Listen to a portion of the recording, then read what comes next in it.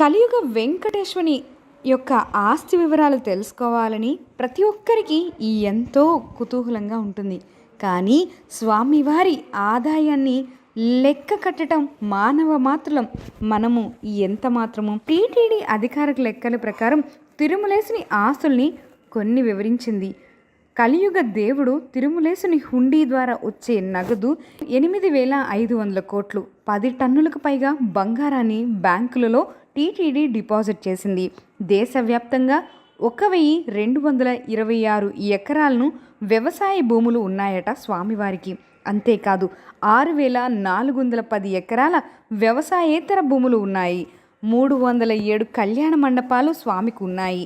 TTD నిర్వహించే ట్రస్టులకు ఏటా 300 కోట్ల పైగానే విరాళాలు వస్తాయట. అనేక ఆసుపత్రులకు, స్కూళ్లకు, నిత్య అన్నదానాలకు, సంక్షేమ కార్యక్రమాలకు టీటీడీ భారీగా ఖర్చు చేస్తుందట. తిరుమలేశుని ఆదాయ వివరాలు టీటీడీ అఫీషియల్గా వివరించింది. మరి మీకు తిరుమలేశుని ఆదాయాలెన్నో తెలిసాయి కదా.